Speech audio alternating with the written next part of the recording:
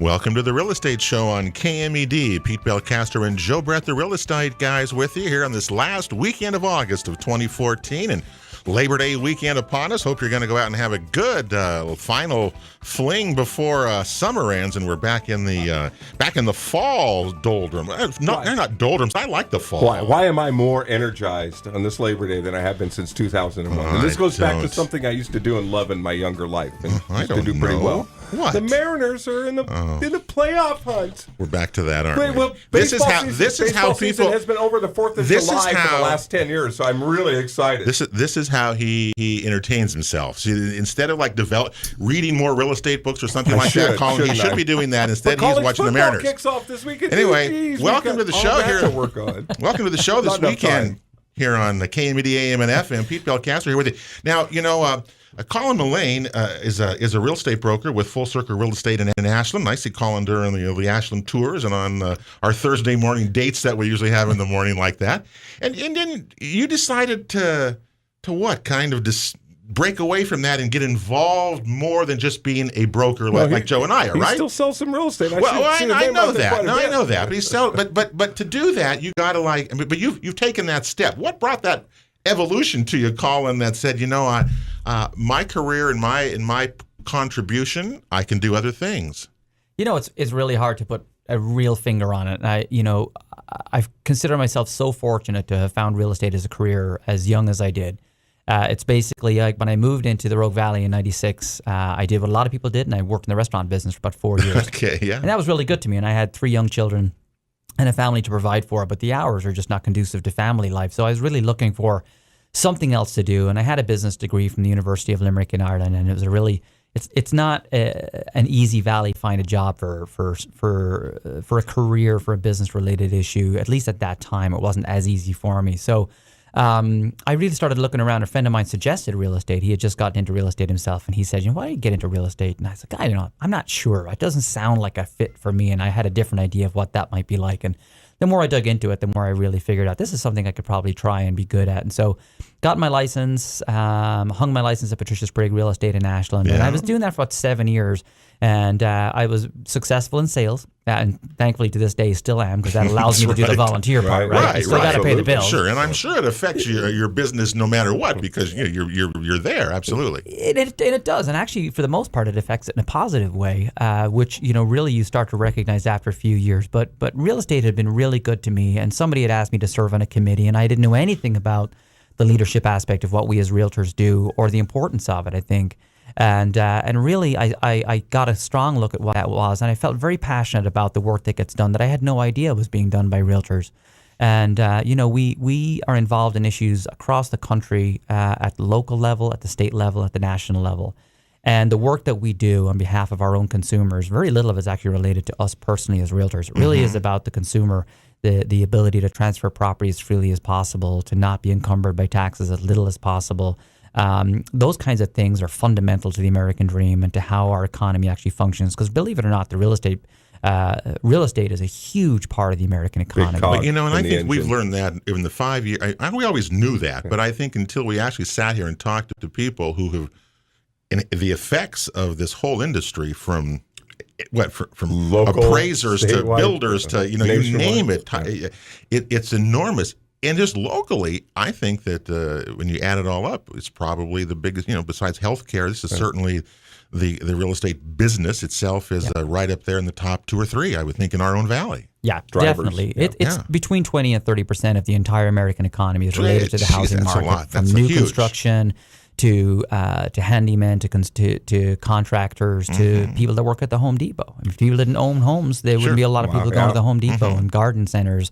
You name it, and really a lot of it gets fed into it directly like that. So I saw the importance of it, and I really got energized by it, and I've genuinely just been addicted to it ever since. I just love it. It's great. What was the first committee? I mean, you just don't go walking into Salem and say, "Hey, I'm Colin. I'm here. I want to be president of the OAR." Right? You just don't do that. No, you don't. And even when somebody suggested it to me years later, I was still like, "Nah, you're kidding. There's no way you want to do that."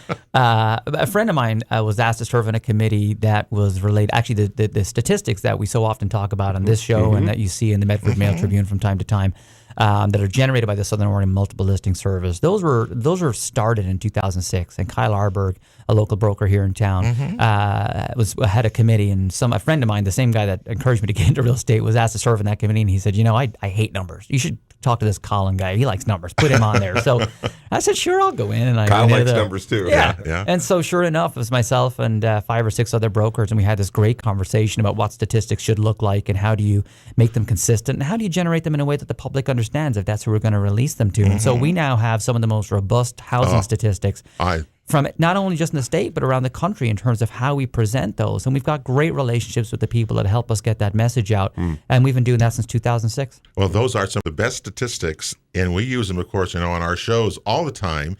And the best part about them is that they're such a great tool for consumers to look at. And you've added, it's changed. One of the things that you've added this year, is rural properties on there. And we'd always wondered, how many of these 1,000 properties that were sold last year were residential rural properties, and it was a quarter. It came up to be a quarter of all home sales. That's significant, and that's been added into those stats. So that flexibility is really much appreciated by consumers and by realtors who use them all the time. Gosh. Well, and statistics support, as professionals in the marketplace, every single consumer you're going to meet with, especially if it's for the first time, has their own impression of what their house is worth, or a buyer has their own idea of what a market is like. And maybe they're right and maybe they're wrong, but those statistics help us educate the consumer to say, I know what you thought, or maybe this confirms it, but these are real numbers. This is what's really going on in the marketplace. And you can't really argue with a lot of those statistics. And they are general, but we get to boil it down, of course, per neighborhood. Then that's part of our market analysis process. So, but it's a great starting point, and consumers that follow those get a real sense of the market. So it's a positive all the way around. But before Pete and I had our real estate licenses, we were journalists, and we were trained to do research and dig into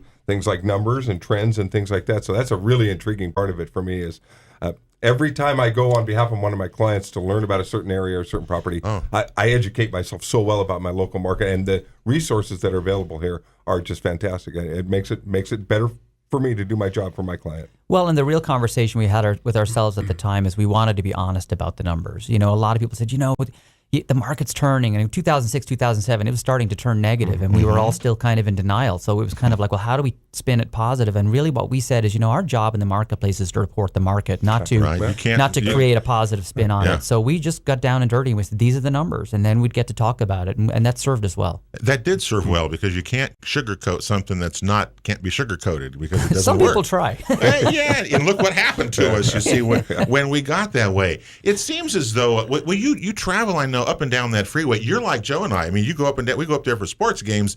Every milepost on that freeway between here and Portland, I'm sure. And what's the market like around the state? What do you hear when you go up there? Because look what's happening here. Well, obviously, it's pretty robust, is the word that we're using here. Although we're at that point now. The end of the summer, it's going to taper off after Labor Day. We know that's coming, but what's happening around the state that you hear and see? The great thing about being able to see what's going on in the state is the overall state of Oregon is very similar to the national trend. So if you look at statistics from around the state of Oregon, they typically mirror some of the more robust states around. So California is enjoying a comeback, obviously. Washington's doing well as well. But then we all know that there are parts of Oregon that have suffered a lot more drastically than other parts. Bend took a huge hit when the market went down. And parts in here, the Rogue Valley, took a really big hit. So on average, if you look at the markets that recovered the fastest, they're typically the markets that dipped the lowest. So the Portland market, they took later to get into the recession, but they were the first out of it. So the smaller the market, the less of an economic backbone to the market, the slower the recovery has been. So now you're starting to see the smaller communities, the coastal regions, start to bounce back and have some sales. So we in the Rogue Valley, for the most part on average, we're about a year to a year and a half ahead of some of those markets. But we were about 6 months to 10 months behind the Portland market. And that's fairly consistent what you see historically throughout the country with regards to, where they've got robust employment, the first places to get the jobs back. They're the first markets that are going to recover. And it's a trickle down. And despite our proximity to that California border, we don't have the jobs and infrastructure things that No, and just it's going to go there first. As an aside, what's funny about California is they refer to San Francisco as Northern California. It's 5 hours away. Yes, I know. I don't know what Wairika is if San Francisco is Northern California. North. Yeah. Well, we'll see what happens with that. I'm curious. In the Portland area, the the housing thing may start that, as you say, the trickle down. The economic structure follows the same way, because we certainly don't have the job growth kinds of things down here that there are in the metro areas. We know that. So what's driving it here? I mean, what we've been asking everybody who comes into our show is calling for weeks and months now. What's behind this push that we're seeing? Why are we seeing prices rise? We're seeing robust sales and these kinds of things, and it doesn't seem economically that's driving that. So what do you think is pushing this? Really interesting to try and really capture that, and there's a lot of economists attempt to, and we heard just last week I was back in Chicago and we heard the National Association of Realtors, Lawrence Ewan, talk exactly to these points. He's been on our show. We've had him. Yeah, that's exactly right. And we've seen some of the wage rates are starting to recover. The people that had lost equity in their homes that didn't sell during that time, that has started to recover. We're actually back to a crash level on a lot of factors, but as consumers, our consumer happiness level is not quite at the same level. So even though overall the economy signs are, hey, you know what, it should feel the same as it did in 2003, it doesn't. And a lot of that's just an air of caution. But to get back to your question, is what's driving the recovery? There is a huge increase in consumer happiness at this level. It's still not to that 3-4 level, but we were a little giddy back then, let's be honest. So what you're seeing is a much more cautious consumer. But when you look at the employment rates in the Portland market, they never got to as high as they did here in Jackson County, for example. We got as high as 12%, I believe, at one point. We're back closer to 6 and 7% now. So even though it's not as low as we want it to be, that's still enough of an improvement to give some people a sense of confidence. So you're also coming off of, as the market recovered, we're starting to see those really affordable prices go away. But while they were really affordable and a lot lower with really low interest rates, there was a real ability for consumers for the first time in a long time to kind of weigh up the option between should I rent or should I buy. And so if buying costs you the same amount of money per month as renting, a lot of people made that decision and they helped the market to recover. Then a lot of buyers who had this pent up demand said, I want to buy in 5 years. Well, maybe I should buy now. They're starting to recognize that those values aren't necessarily there. So even though the interest rates are still extremely low, hovering close to 4% or so for a 30-year mortgage, they're having a tougher time. So you've got more and more buyers looking for smaller inventory. It gets down to supply and demand, and that's what's been driving prices. You get to ask Frank next week too, because that consumer confidence that's starting to ebb a little forward, that ties into the commercial and the ability for businesses to expand and hire new employees and get to bigger places and to move on and move up. And a really important thing to understand about any economy is any cyclical event within an economy happens very slowly, with the exception of dramatic issues at the national level. I mean, obviously, we look at something like 9/11, and that was a 6 to 8 month crash in our economy. That wasn't a trend. That wasn't trend related. That was an incident related thing. So things like that have an impact. But where you look at the cyclical effect, the recovery rate may not be as robust as we want it to be. But we're looking at the whole globe trying to recover here. This isn't just the U.S. economy, because we're also linked together. And the signs are starting to emerge that might indeed be happening. So we can hopefully look forward to a more robust recovery in the longer term. But I think as long as it's getting better, not getting worse, most people are fairly happy. When I look globally, I see a very fragile little egg there. A little stronger than before, but it's still fragile. Yeah. It is. In our office meeting at General Scott, they showed a slide of buyers. Who are going to be the buyers of the future, and I think it was a third of future buyers, for this period of time, are going to be people who have retained their equity back in their home. When we lost all the equity, remember all the you were underwater, Joe. We were all underwater, and now that has been recovered.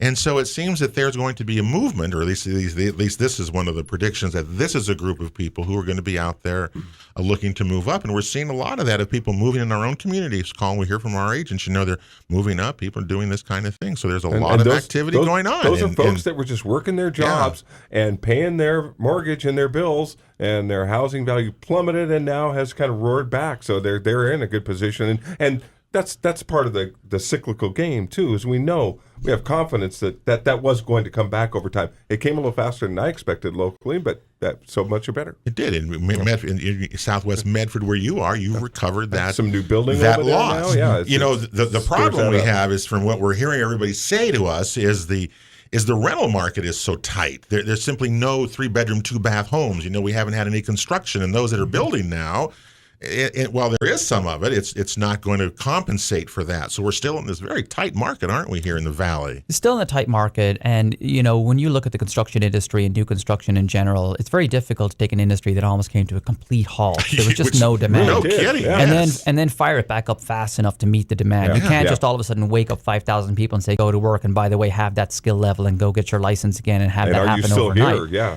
So it takes a while. That engine is still coming slowly back to normal, and when it does, it'll start to meet that demand. Mm-hmm. Yeah. Well, we'll see what happens with that. You were at the Planning Commission this week. What was there anything going on there? Any new developments that Kelly Madden, the county planning director, she was here a couple of weeks ago. So Brad Bennington, our he's a planning commissioner, Jacksonville City Council member as well. So Brad is from national to local. He's pretty well educated. But no, it's the Dry Creek landfill. Yeah, it was not newsworthy. Here I was hoping you'd have some sort of big news for us that happened this week. I was there for 4 hours and 15 minutes. Well, that's enough. Got nothing for you. That's what we call a waste of time almost, isn't it? Hey, the Real Estate Show, we're with Colin Mullane, the incoming president of the Oregon Association of Realtors, was with us here today. Now, on the Real Estate Show, well, what about the FHA? You think it's going to be around? We're going to ask Colin's opinion on that when we return after this. Real Estate Show rolls on KMED, AM and FM this Labor Day weekend. Pete Belcastro and Joe Brett, the Real Estate Guys, with you. We get together every weekend right here on AM 1440 and FM 106.7, talk about issues facing real estate in the Jackson-Josephine County area and around the state of Oregon with great guests who bring us kind of wonderful information.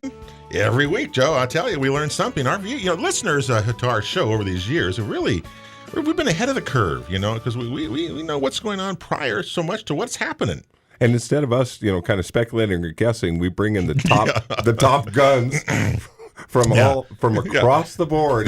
The first lesson in real estate was don't guess. Yeah, absolutely. You better be sure. If you don't know, write find that down. out. Or if you don't know, ask somebody. Maybe Colin can help us with it. I've always thought that these shows should qualify for 1 hour of continuing education for Pete and I, especially when you're here and people like yourself are here. The challenge is that the real estate agency doesn't allow you to get the hour if you've been the one teaching it or involved in it. So maybe all the other realtors listening to the show would get the hour, but you guys wouldn't. You could almost justify it. See, we can't be involved, so we have to just be here quiet, and Colin can talk for an hour, and then we're done. Quietly bringing the information through. Yeah. Well, Colin Mullane is a broker with Full Circle Real Estate in Ashland and is the incoming president of the Oregon Association of Realtors. And that's a pretty darn good big position up there. You get lots of money for that, Colin? No, I know it's a volunteer thing. I know that. You get to pay a lot of money to drive up and down the freeway and all that. Yeah, but you get to go to a lot of meetings and get some a lot of dinners and things like that. What do you hear? Before I go, tell me about the FHA and Fannie and Freddie. I read an article this last week where Freddie Mac and Fannie Mae are going to drop their home path, and we've talked about how our listeners know home path financing and home path repairs. It just came out of the blue. We're done as of this date. And then you hear rumors as you start digging down that even FHA is in trouble. Maybe these things are going to go away from us as the rebound has come back. From the position of you standing at the president of this thing, what do you hear about that? So two really different conversations. The first big one is, not a huge surprise that HomePath might be going away. I mean, that served a function. It came about really when the market was in decline, and HomePath lending was something that was extremely affordable, and it allowed people to buy homes that were in an inferior condition based on whatever had gone on prior to the sale or prior to the bank getting it back. Some of them were genuinely trashed. And traditional lenders wouldn't touch it because they just weren't livable. And HomePath created an avenue to where the borrower could say, look, I'll buy this house, but you got to help me borrow some money to get this thing fixed up to make it livable. And HomePath made that happen. Mm-hmm. So as that market is now leaving us, which is a good thing, there's still obviously some foreclosures and short sales to be moved through, but HomePath is not the necessity that it was 3, 4, 5, 6 years ago. So it'll probably hurt still a few people, but you still have now lenders that might be willing to step up and step in to fill that vacuum. So, but the volume of business that HomePath did is just not there anymore. So the need for it's not there. So that's one thing. And that's okay to me. And I'm sure to many of our listeners, if a government program is done, then it should go away, right? I mean, bring something else new or whatever, but that should go away if it's used as usefulness. Okay, I can agree with you there that HomePath, the use of it, the number of homes available on the market have been dropping. We had HUD Home, not the same thing, but we had HUD Homes, one of our sponsors, Diana Yates, all the year. And the same thing. There's just very, very few of those on the market like there used to be. Okay. Yeah. So FHA, Fannie Mae, Freddie Mac, they're different things. Fannie Mae, Freddie Mac are government entities that basically back the loans. That's where a lot of the money, more than 80% of all home loans are backed by Fannie or Freddie. After the crisis that we were in, there was a large discussion. There still is. It's ongoing about just getting rid of them altogether. So what that would do is that 80% of all mortgages that currently are on the marketplace, you would have to find private lenders wanting and willing to come in and do that. There's two effects of that. One, there's no way you're going to get those 80% replaced by the private sector. You're just not. Not going to happen. And to do it, the only way to tempt them into the marketplace is to offer really good interest rates. So if your interest rate's at 4% right now, and then you pull the government entities out of it, and you open it up to the private market, they're going to say, okay, well, I want 8 or 9% to even get in that game because it's quote unquote risky. It may not be risky, but who knows what standards they'll apply to their loan. So to the consumer, that's a huge problem. FHA is a different animal altogether. That's a government insured loan. They don't actually provide the money. They insure the loan. Insure the loan. They insure the loan. So they'll say, look, we'll allow as little as 3.5% down payment. It used to be 3%. So what that does is it allows first-time home buyers and many others, you don't have to be a first-time home buyer, access to homes for as little as 3.5% down. And the interesting thing to understand about that is the people that are lobbying to get rid of FHA, because of course they had some bad performing loans, but everybody did. Yeah. The interesting thing about it is during the downturn of the market, FHA had some of the better performing loans overall, for the simple fact that FHA has always had a very strict standard. If you were going to get a loan through FHA, they were always the ones looking for your record. So not just your credit scores, which people relied on far too heavily, which is one of the issues that got us in trouble. They wanted records from the person that you rented from last, from your landlord. They wanted your gas bills, your electric bills. They really wanted to know who you were, and they wanted all the paperwork. And honestly, a lot of consumers didn't like it because they really did their background search. But then you had access to affordable financing. So FHA has always maintained a higher standard of qualifying buyers. So to just simply blame FHA because it's a government insured program and say, let's get rid of it, would be throwing the baby out with the bathwater. Is that why, Colin, the FHA now requires mortgage insurance for the entire life of a loan that they insure now? Remember, you could have mortgage insurance until you had 20% equity, and then that would go away. But FHA loans now require it for the entire length of the loan, and that added cost, to consumers. Was there a debate about, or was there concern about that at the level that you're up there, and when you talk to other people, the state presidents and things? Absolutely, that was a huge concern, and that's a great example of the National Association of Realtors hard at work, because what was going to happen is FHA was going away, and they said, look, it's not viable, it's not making enough money, and they were getting exposed to it. And so what the concession was that the National Association of Realtors worked really hard on was, well, let's make it more expensive. Let's put mortgage insurance over the term of the loan, which does make it more expensive for consumers, but they still get to choose whether or not they want to get into an FHA loan. They still have the opportunity to refinance at a later date into a different loan without the mortgage insurance. It did make it more expensive. Unfortunately, the discussion going forward now is to make FHA even more expensive, more upfront costs and fees. And literally by the time you're done, having access to quote unquote a 4.5% mortgage with as little as 3.5% down, when you include all the fees, the mortgage insurance, they're coming out of it for 6.5%. So it's not that competitive. It's not the thing that we thought it maybe, or it was a few years ago. It's not. And so when they why is that? I mean, why would they change it to that drastic a level to where it discourages home ownership instead of encouraging it like that with fees? Those are exactly the conversations that we have with the legislators in D.C. I guess that is. It is. Yeah. Because we're able to have the conversations with them. We bring the real life stories of our consumers that come in and say, look, they were in a transaction, they were 2 weeks in, and FHA said this, and they backed out of the transaction, they're back into renting, they're renting for more than they could have bought that house for, they missed the window, they missed the opportunity. So as much as, unfortunately, a lot of our legislators it's felt like they're guided by lobbyists, a lot of times powerful information like this coming from the National Association of Realtors, which brings it to the table from behalf of the consumer, those are the people that vote them into office. If we can help them understand what the real impact of the consumer is in their constituencies, they recognize the importance of it. And we've been really successful when influencing change and bringing it back a step or two to allow those changes to happen either more slowly or not at all. So we'll continue that fight next year, and it's going to be a big one. And think of the state and national levels that has to take place on, and how many dedicated persons like yourself volunteer their times to be on the national boards or to take that mission on and to get that message out. I mean, it's really essential for us to be able to function as an industry going forward, because these regulations could just run us out of business if they went unchecked. Well, and you make 2 good points. The first one is it could run us out of business, but the other point that's in there, and this is the real fight that we actually have in our hands, is the National Association of Realtors is dedicated to preserving individual property rights and the ability to transfer property freely. Yeah. So when legislation goes unchecked, in oftentimes well-intended legislation, because they're not realtors, they're not working in the marketplace, what seems like a good idea on paper, when you put it into the market, has a whole other effect. And we help interpret the difference between real world and what happens on paper. And we've had really good successes with pieces of legislation from Dodd-Frank, which could have been drastic. Some really good pieces in there that we backed and supported and continue to, but we're still working through some of those pieces. So it really is just making sure we have those conversations. We encourage our members. We've got over 1 million members. We're the largest trade association in the country and one of the largest in the world. We encourage our members to have those conversations, and we have great success with it. And we do have legislators that hear you, get it, and actually can stand up for their constituents. Absolutely. We're very lucky with the state that we have at the federal level. We've got some very responsible on both sides of the aisle. Just remember that realtor lobby is a big lobby. It's one of the biggest. They talk about K Street, in Washington. I mean, the National Association of Realtors and Home Builders and group, those are powerful, powerful groups, aren't they? But because it's 30% of the economy, that's why they're powerful. They're not lobbying for us brokers. They're lobbying for our consumers, our citizens, our constituents. That's the Real Estate Show. We're with Colin Mullane. He's the incoming president of the Oregon Association of Realtors. One more segment to go. We're going to ask Colin, the legislature is going to be in session in January, and I'm sure he's looking out about what in the world they're going to come up with, and we'll ask him about that when the Real Estate Show rolls on here on KMED AM and FM right after this.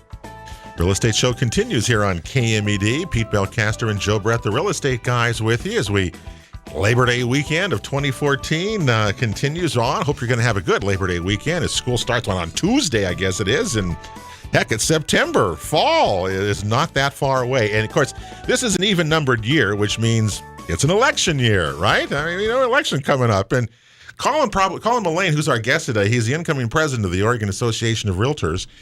Coming up in November, you take your office, correct? Is that what it is? November is when you assume that thing.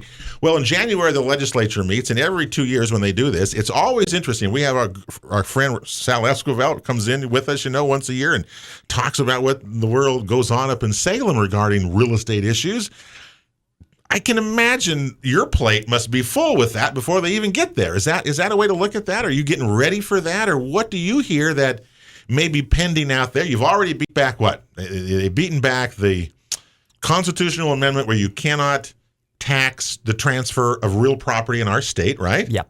That was gone. Okay. That's a big one. Mortgage interest rates. I know there are many Democrats who would like to see that shaved or eliminated in our state. You beat that one back. Yep. What's out there left? Is there anything out there left? Oh yeah, every single time. Just a couple of cornerstones of home ownership there that you fought off. Thank you. It'd be nice to think that they weren't there.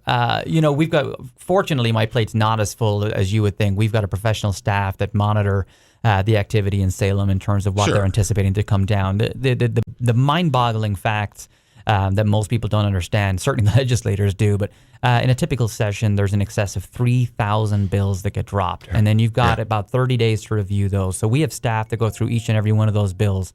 And then within that, you've got to see what comes into committee, what's going to come out of committee. We've got to gauge what looks like it's got a chance of success. We try and catch all the ones related to housing and real estate in terms of what might be hurtful or harmful. So that's what our staff do. Then, of course, we find out what the trending issue is, and tax reform is going to be a big discussion at the federal level next year. Tax reform. Nobody wants to touch it before November. Don't know why. They're all still working, but you know what it is. But they think that's going to be the big thing of 2015. Yeah, it absolutely will. And at the federal level, they're concerned about the lame duck session. The guys that are either retiring, getting out, and they've got that 4 or 5 week window where they're not coming back anyway. So there's nothing. They don't get hurt by voting however they want for that 4 or 5 week window, and that's dangerous at the federal level. But then come next year in Oregon, there's definitely going to be discussion about tax reform, and I think both sides, certainly from the discussions that we've had, are open to the idea of tax reform. There's definitely need for it. What does tax reform mean in Oregon? What does that mean exactly? We're going to lower income tax rates. We're going to have a sales tax. I mean, what does tax reform mean? It means anything with the word tax in it. Just like you said, it could be good, it could be bad. Anytime you reform, there's always somebody that's going to feel hurt. Yeah.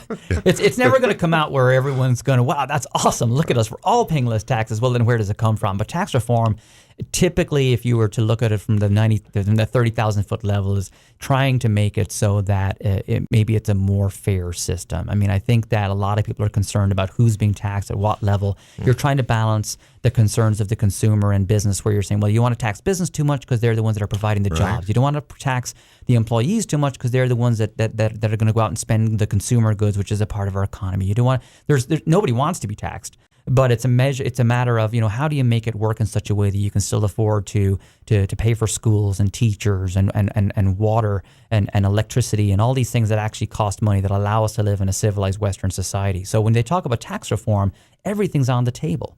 And of course, each party and each constituent's got their own interest in terms of what they don't want. And as the National Association of Realtors and the Oregon Association of Realtors, we're watching very closely things like taking away mortgage interest deduction, which at the federal level at least is the longest standing tax break since tax code was written. What's that? The mortgage interest deduction is the longest standing tax break in the country. Yeah, since taxes were taxes were created in the United States. It was the first tax break. It was acknowledged way back when taxes were created that, if anything, the idea of home ownership should be protected. And it's not a huge amount of money. I mean, it's on an individual basis. If you're paying $1,000 a month for principal and interest, and maybe $900 of its interest, it's a fraction of that. It's a misnomer to think that, or misconception to think that all of that $900 per month comes back to you in a tax break. It absolutely does not. But to take away any more than that, if you're looking at people that are finally getting out of the negative market that we were in, who need every single break, and maybe that break is what kept them in their homes through that, to turn around as soon as it feels a little better, just because they've had equity back in their house doesn't mean that they're not still struggling to pay that bill. So to turn around and say, we're going to take that away and make it more expensive for you to own the home, just because we made a change in decision, that could fundamentally alter the housing market again and set us back another year, 2, 3 years in a recovery process and maybe stall the economy again. So every group's going to bring something to the table. We feel fundamentally that's a large part of the economy, and we'll defend that as much as we can. Yeah, please do. You've done a great job of it and need to continue the fight. I was really pleased to hear during the break that it sounds like Governor Kitzhaber now has the support of OAR in this election campaign, and that's the first time that's happened. Yeah, we consider ourselves, we support realtor-friendly candidates, and what I mean by realtor-friendly candidates is realtor-issue-friendly candidates, and we always look really hard at whomever is running and what the issues are that they're running on, and Governor Kitzhaber has been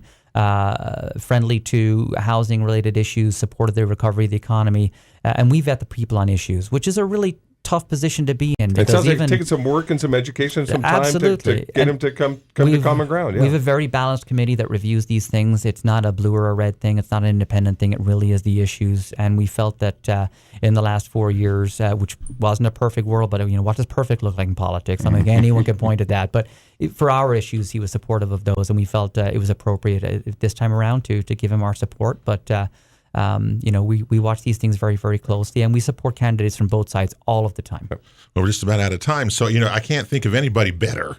Seriously, I can't think of anybody better to represent the realtor and the realtor issue at the state level than you, Colin. Good God. I mean, it's going to... You've excelled at our local level. You've convinced me. You're groomed and primed to take on this challenge and take that leadership role because you've exhibited that here locally. Well, thank you. I've had a lot of great leaders that have gone before me that have helped me get here. So, well, good luck with that. And will you come back? We'll do it again. You come back again, and we'll see how it's going after you've been in there for a while and see if it's as much fun as you think it's going to be. Take a photo of my gray hair now. Let's see what I got left. All right. We also want to remind you, coming up is the Jackson County Home Builders, the home show out at the Jackson County Expo Park. Is going to be September 12th, 13th, and 14th. Don't forget, we'll be out there on the 13th with our show live from the Expo Park. So we hope to join us then. You can contact the home builders. You come out and get autographs from Pete out there live. He'll take pictures with you, whatever you need. Yeah, that would be fun. Anyway, we'll be out there for that time. And, of course, we'll be hearing and seeing some of the great new things in home building that'll be out there. So hopefully people will have a good time. Next week, Frank Mady from Tycor Title will be here. We'll update you on commercial real estate. That'll do it for the Real Estate Show this weekend of Labor Day of 2014. Pete and Joe, the Real Estate Guys, thanks for being with us.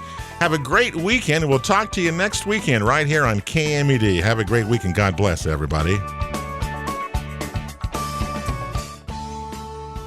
Thank you for listening to the Original Real Estate Show with Pete Belcastro and Joe Brett, the Real Estate Guys. For advice, guidance, or counsel on any of our topics, or to watch a replay of today's show, visit our website at realestateshoworegon.com. This show is sponsored by RE/MAX, Ideal Brokers of Southern Oregon, Ticor Title, All Cities Property Management, and the Jackson Soil and Water Conservation District. We'll continue our weekly quest to enhance the value of your property and to make you a smart real estate consumer when we gather every Saturday and Sunday on KMED for the one and only original real estate show.